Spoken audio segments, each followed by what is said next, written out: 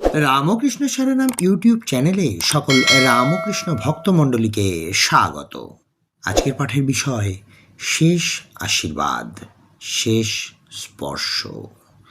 জননীং শারদাং দেবীং রামকৃষ্ণং জগদ্গুরুং পাদপদ্মে তয়ো শ্রিত্বা প্রণমামি মুহুর্মুহু। 1920 সালের জুলাই মাস। কাশীপুর উদ্যানবাটি নয়, এবার বেলুর মঠের মাতৃমন্দির সংলগ্ন কক্ষে শয্যাশায়ী মা শারদা। শরীর ক্রমশ ক্ষীণ, শ্বাস গভীর ও ধীর। চারিদিকে নীরবতা, কেবল প্রদীপের মৃদু আলো আর গঙ্গার জলধ্বনি।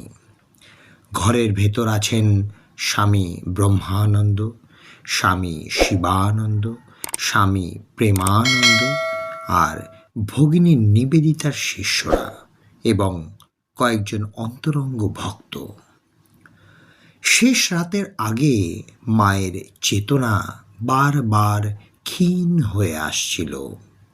হঠাৎ গভীর নিস্তব্ধতার মধ্যে মা আস্তে করে চোখ খুললেন।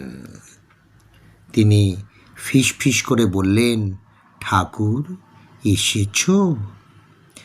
কেউ কিছু বলার আগেই মায়ের মুখে এক অপার্থিব শান্ত হাসি ফুটে উঠল, যেন অদৃশ্য উপস্থিতির সঙ্গে কথা বলছেন।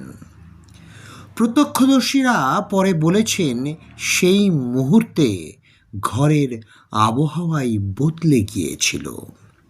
গভীর প্রশান্তি, অথচ হৃদয় ভাঙা করুণা। এরপর মা ধীরে ধীরে হাত তুললেন এবং উপস্থিত সকলের দিকে তাকিয়ে বললেন, সবাই ভালো থাকবে, পরস্পরকে ভালোবাসবে। এটাই ছিল তাঁর শেষ আশীর্বাদ। এক তরুণ সন্ন্যাসী তখন কেঁদে উঠলে মা ক্ষীণ স্বরে বললেন, কাঁদিস না, শরীর যায়, মা তো আছেই। 1920 সালের 20 জুলাই রাত 1:30 শারদা মা শান্তভাবে মহাসমাধিতে বিলীন হন।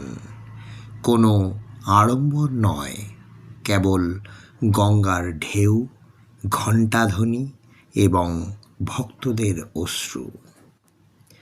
মায়ের দেহ যখন দাহকার্যের জন্য নেওয়া হয়, তখন বহু দরিদ্র গ্রামবাসী পথের দুপাশে দাঁড়িয়ে প্রণাম করছিল। তাদের মধ্যে একজন বৃদ্ধা বলেছিলেন, আজ মা আমাদের ছেড়ে গেলেন, কিন্তু আমাদের বুকের ভেতরেই রইলেন। আজকের পাঠের তথ্যসূত্র শ্রী শ্রী মা শারদা দেবী, স্বামী গম্ভীরানন্দজি মহারাজ। জয় মা শারদা, জয় মা শারদা, জয় মা শারদা।